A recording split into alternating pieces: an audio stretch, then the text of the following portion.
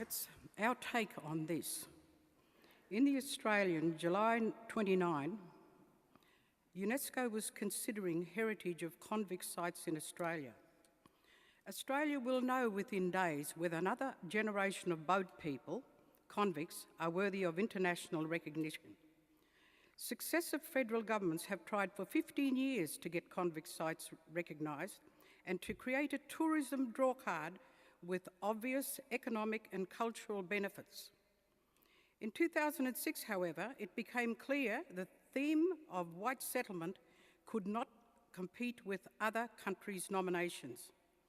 After hiring academics and consultants to revise the nomination, the Rudd government replaced the 2 sites on the list and added 3 more. It backed away from the original theme of white settlement, but decided not to add an Aboriginal component. Instead, in their great wisdom, they chose to promote the evolution of early punishment techniques. Deep in the psyche, Australia was a jail. This is your history, and severe amnesia occurs when it comes to Aboriginal people and country. Once again, Sydney is entrenched in a passionate stoush over a vast neglected area named Barangaroo.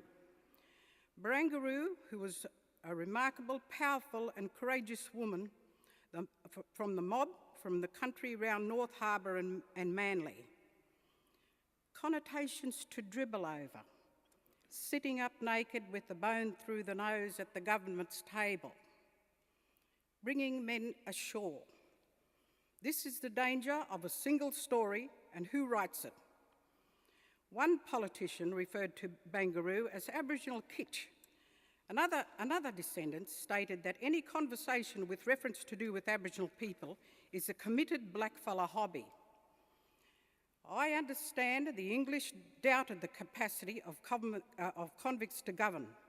The mere planting of the British flag could not obliterate Aboriginal country, and neither should you. Grow up and stop acting like children, treating Aboriginal country like a toy. You have tried to emulate the status of people who made you criminals.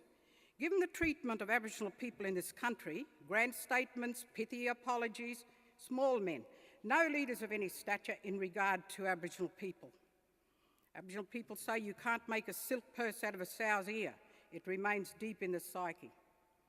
We know there are good people here, but bad decisions are allowed and supported by the same ilk, government and corporate entities, by people who should know better. I understand the New South Wales government has gifted, indeed, this tract of precious and irreplaceable foreshore under agreement negotiated with the Government Delivery Authority. One historian referred to Australia still a nation of thieves. Got it for nothing. Could it be our state government is facing future budget deficits and is embedded in crass commercialism? I understand this government will be long gone sometime soon.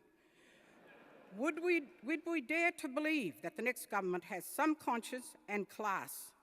Barangaroo would mourn the killing of the water and marine life and the endless sea of plastics. I understand Lend-Lease will construct a peninsula extending into the East Darling Harbour on which a 40-storey hotel will be built, a phallic symbol of greed and kitsch with a vengeance.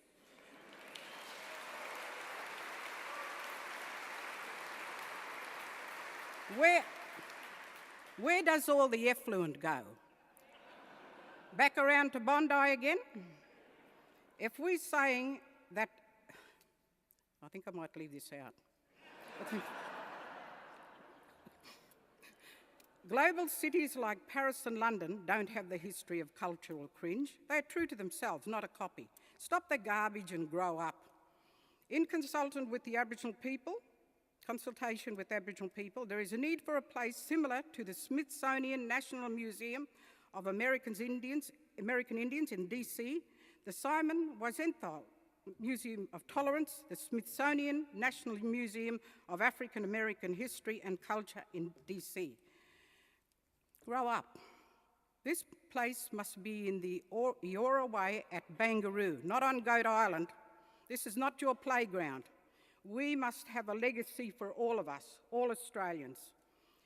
Aboriginal people are still hosts of monumental forgiveness and nobility, to our detriment. The kitsch abomination on the harbour is not creating a space for people to live, it's creating a commercial precinct.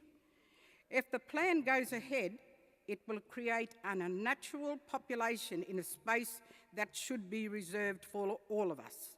It